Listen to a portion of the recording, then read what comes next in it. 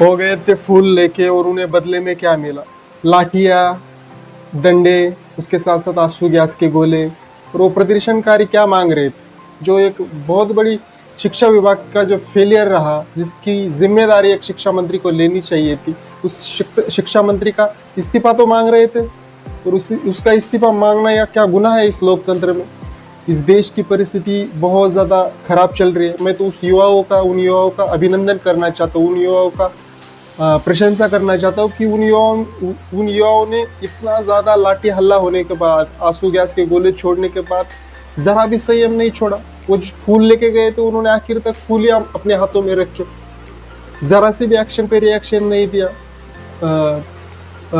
लाठियों की मारपीट के बदले कुछ भी एक्शन वहाँ पे रिएक्शन नहीं दिया, चुपचाप वो सारे मार खाते चले गए। हम जो भी सोशल मीडिया पर वीडियो देख रहे थे, उस वीडियो में हमें देखने को मिला कि कोई सामने से 10-15 पुलिसकर्मी वहाँ पे मार रहे हैं और वो बोल रहा है कि मारो मुझे और मारो मुझे, मैं लोकतंत्र में रह रहा हूँ, मैं एक स्वतंत्रता, एक डेमोक्रेटिक देश में रह रहा हूँ। इस तरीके से उनके शब्द थे वहाँ पे, और वहाँ पे वो शब्द बोलने के बावजूद भी पुलिस ऊपर से और मार रही थी। तो इस लोकतंत्र में कौन दे रहा है ये सारे आदेश पुलिस कर्मियों को कि इस तरीके से सलूक किया जाए देश की युवा पीढ़ी के साथ?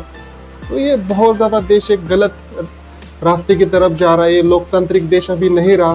कुछ गिने चुने लोग, कुछ शक्तियाँ जो दिख रही वो चला रहे, कुछ शक्तियाँ जो दिख नहीं रही सामने से, वो शक्ति इस देश को चला रही है और अपने हित के लिए, अपने स्वार्थ के लिए इस देश को चला रही है। तो इस सारी चीज़ों को समझने की ज़रूरत है। देश में एक बड़ा यहाँ पे एक आवाज़ उठने की ज़रूरत है। जो दिल्ली के जंतर मंतर में हुआ, ये हर राज्य में, हर शहर में अभी इसकी आवाज़ उठनी ज़रूरी है, क्योंकि इसके ऊपर आवाज़ उठाई नहीं गई। इस तरीके से मुर्दों की तरह अगर हम चुप बैठे रहे तो इसी तरीके से देश को बेच खा जाएंगे। और इन लोगों के, जिस शिक्षा मंत्री की इस्तीफे की बात कर रहे थे लोग, उसके शिक्षा मंत्री के बच्चे कहाँ पढ़े? देश के किसी ज़िले के सरकारी स्कूल में पढ़े कि उसके सारे बच्चे अगर एक दूसरे देश की यूनिवर्सिटीज़ में, बड़ी बड़ी यूनिवर्सिटी में पढ़ते होंगे, तो इस देश के पूरे एजुकेशन सिस्टम को खोखला कर रखा है यहाँ पे। और इस देश के एजुकेशन सिस्टम को खोखला कर खुद के बच्चों को दूसरी कंट्रीज में ये पढ़ाते हैं, और फिर से हमारे सिर के ऊपर बैठने के लिए, हमारे सिर पर बैठने के लिए फिर से पॉलिटिक्स में अपने बच्चों को लेके आते हैं। और हमारे बच्चे क्या कर रहे हैं? इन लोगों की गुलामी कर रहे हैं। इनकी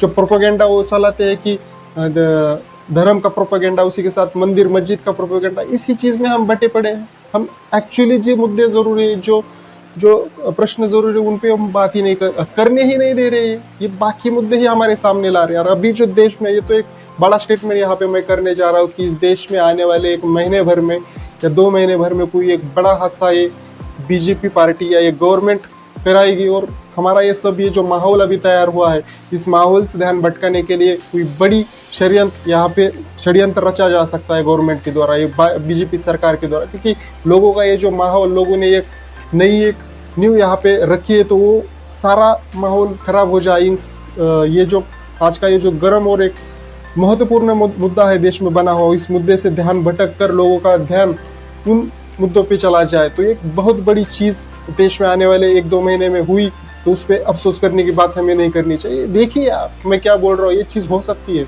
एक बड़ा हादसा कुछ घटित करा सकती है गवर्नमेंट, और सारे लोगों का ध्यान उसके ऊपर चला जाए और ये जो मुद्दा है वो पीछे रह जाए। तो ये इन चीज़ों के बारे में भी आप सजग हो जाइए, बाकी चीज़ों की तरफ ध्यान मत दीजिए। कुछ भी हो जाए, ये बीजेपी पार्टी या गवर्नमेंट की तरफ से ये चीज़ की जा सकती है। और आने वाले समय में हमें एकजुट रहकर ये मुद्दों के ऊपर, देश में जो करप्शन बढ़ रहा है उसके ऊपर बात करनी पड़ेगी, उसके ऊपर आवाज़ उठानी पड़ेगी।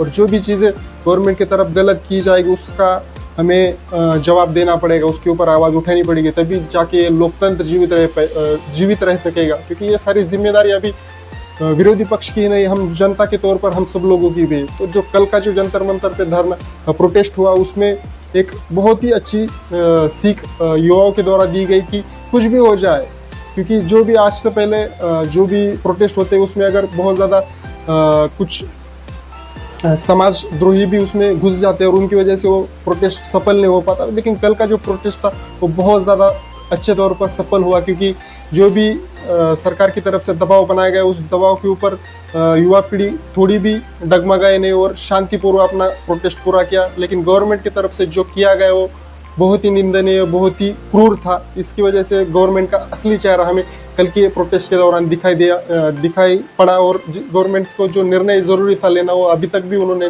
नहीं लिया। इसलिए इस मुद्दे के साथ हम लगातार, ये जब तक इस्तीफा नहीं होता तब तक हम बने रहेंगे। और आप भी इस मुद्दे को अपने तरीके से, अपने जैसे भी हो आपकी तरफ से, उस तरीके से लगा के रखिए और उस चीज़ को शांत मत होने दीजिए। बस यही मेरी इस वीडियो के जरिए आपसे